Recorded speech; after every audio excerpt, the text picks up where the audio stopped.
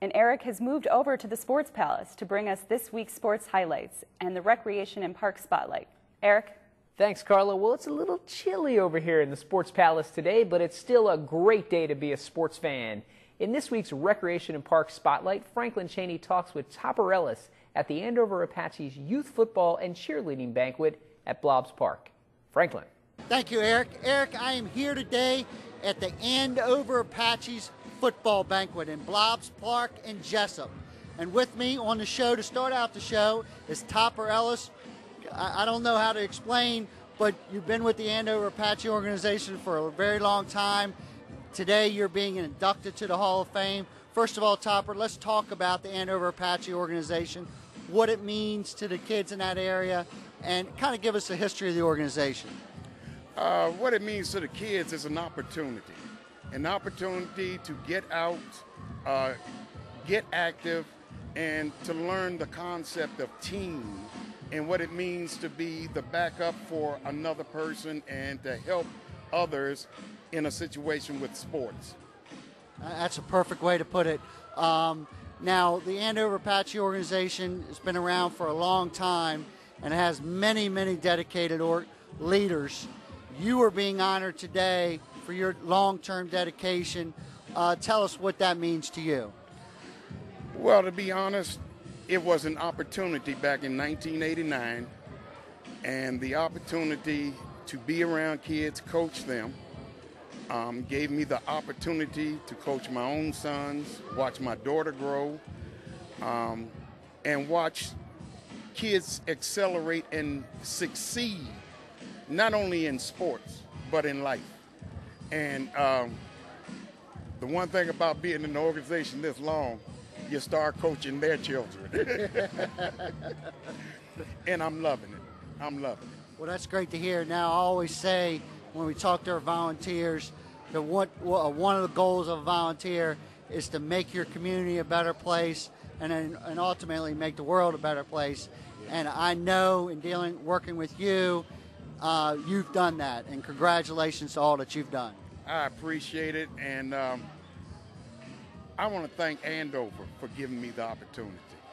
That's who I want to thank. Well, they're a great organization led by Bill Matheny, and you know, a lot of people. I hate to name just Bill, but he does a lot for the organization. Yes, he does. He does. He's been my backup.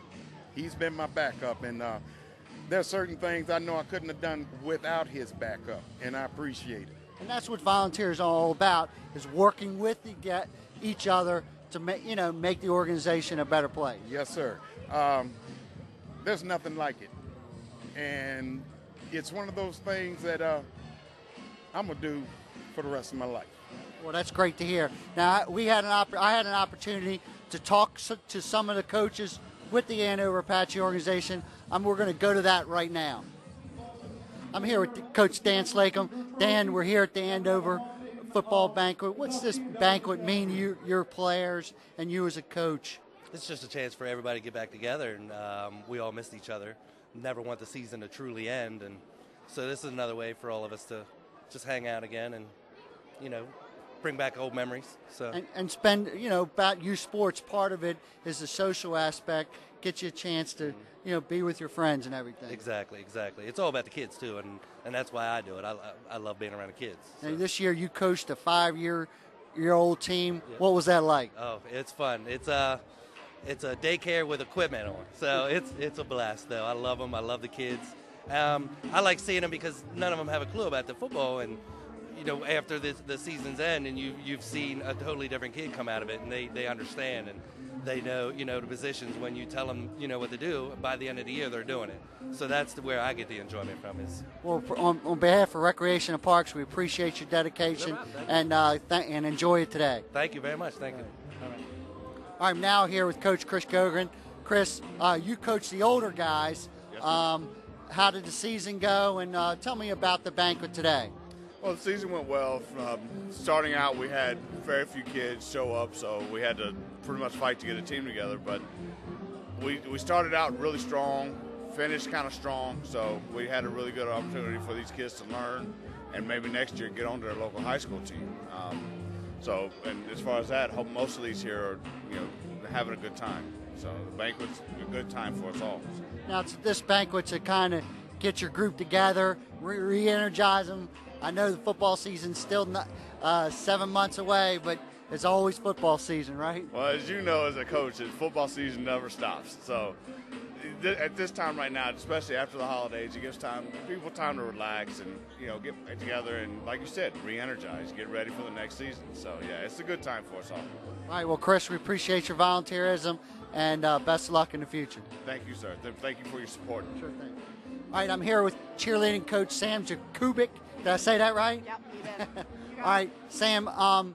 First of all, congratulations on the season.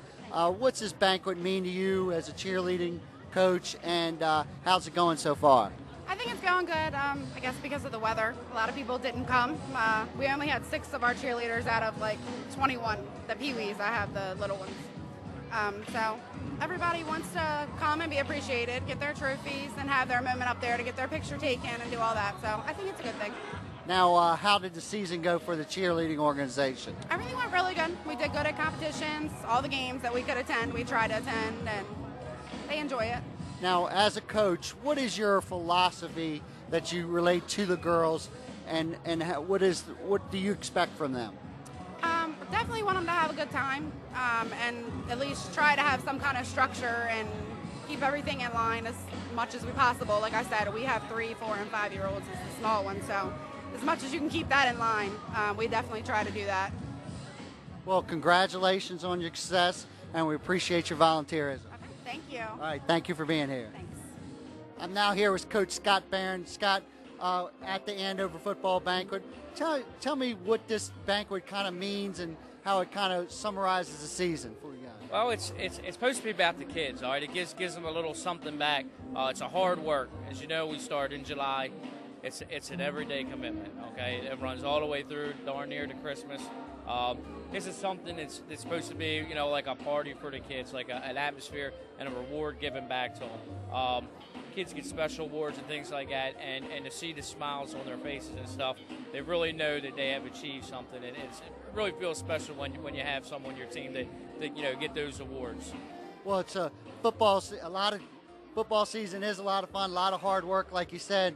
But a lot of you guys give out a lot of trophies here, so like you say, a lot of smiles, a lot of smiles. Absolutely. Yeah, there's a lot of happy people here today, and it really is. And as you said, that's what's really all about. Right, and as being a coach, you wait for this day, you get that as a kickback for your hard work and your dedication with the kids, and when you see those smiles back in return, that's what brings you back the following year. You know you've done a good job. Right. Well, on behalf of Recreation and Parks, we appreciate the hard work that you do and your volunteers, and thank you very much. All right, we appreciate you being here today. Right. Thank you very much. All right. Have a good one. You too, buddy.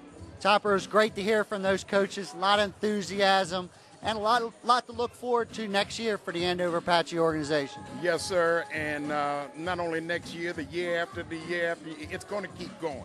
Not going anywhere. Not going anywhere. It's got to get better. All right, well, congratulations on your award today, and best of luck in the future. Thank you, sir. Appreciate it. All right, Eric, great day here today at the Andover Apache's football banquet. Back to you guys in the studio. Thanks, Franklin. Well, the Lady Seahawks are flying high in the skies of South River these days, and they took their high-flying basketball show on the road to face a normally dominant Arundel team on Wednesday. The Wildcats jumped out to an early lead behind 8 first-half points from Barana Pickett. After halftime, South River found its shooting touch, scoring 23 in the second half, 7 from junior Allie Hopkins. But the big story on the evening were turnovers. South River caused Arundel to turn the ball over, yes, 25 times, helping the Seahawks come back to beat Arundel 46-36. Elsewhere, Cameron Ward scored 16 as the Broadneck Ladies defeated Southern 59-45. Ashley McPhail led all scorers with 17 points, but Annapolis lost a 1-point heartbreaker to Severna Park 60-59. And Meade doubles up on Chesapeake, beating the Cougars 82-44. Well, in this cold weather, the pool is a great place to go. And on a day like today, it is cold, so Annapolis, Chesapeake, and North County went indoors for the tri-meet on Tuesday. Taylor Gill won the 200 and 100 freestyle and swam on Annapolis's winning 200 medley relay and 400 freestyle relay. The Annapolis ladies were able to win the meet, and the Chesapeake boys won on the boys' side. Carla, that's all I have from the Sports Palace today, so I'm sending it back to you. Thanks, Eric.